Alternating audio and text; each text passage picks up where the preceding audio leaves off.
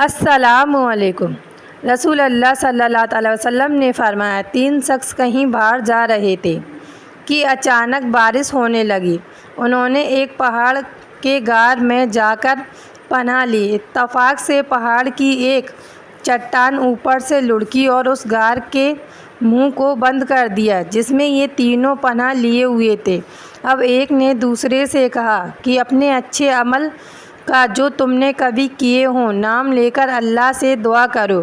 اس پر ان میں سے ایک نے دعا کی کہ اے اللہ، میرے ماں باپ بہت بوڑھے تھے، میں بہار جا کر اپنے مویشی چراتا تھا، پھر جب شام کو واپس آتا تو ان کا دودھ نکال کر اور برتن میں پہلے اپنے والدین کو پیش کرتا، جب میرے والدین پی چکتے تو پھر بچوں اور اپنی بیوی کو پلاتا۔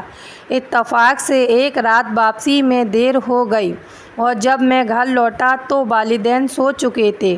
انہوں نے کہا کہ پھر میں نے پسند نہیں کیا کہ انہیں جگاؤں۔ بچے میرے قدموں میں بھوکے پڑے رو رہے تھے۔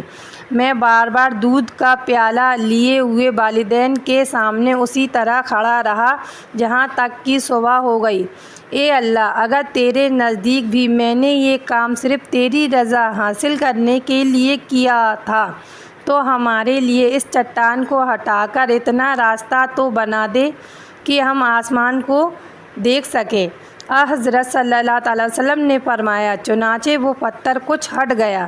دوسرے شخص نے دعا کی کہ اے اللہ، تو خوب جانتا ہے کہ مجھے اپنے چاچا کی ایک لڑکی سے اتنی زیادہ محبت تھی جتنی ایک مرد کو کسی عورت سے ہو جاتی ہے۔ اس لڑکی نے کہا کہ تم مجھ سے اپنی خواہش اس وقت تک پوری نہیں کر سکتے جب تک مجھے 100 اشرفیاں نہ دے دو۔ میں نے ان کے حاصل کرنے کی کوشش کی اور آخر اتنی اشرفیاں جمع کر لیں۔ پھر جب میں اس کے پاس زنا کے ارادے سے بیٹھا تو وہ بولی، اللہ سے ڈر اور مہر کو ناجائز طریقے پر نہ توڑ۔ اس پر میں کھڑا ہو گیا اور میں نے اسے چھوڑ دیا۔ اب اگر تیرے نزدیک بھی یہ عمل تیری رضا کے لیے کیا تھا تو ہمارے لیے نکلنے کا راستہ بنا دے۔ حضرت صلی اللہ علیہ وسلم نے فرمایا، چنانچہ وہ پتھر 2/3 ہٹ گیا۔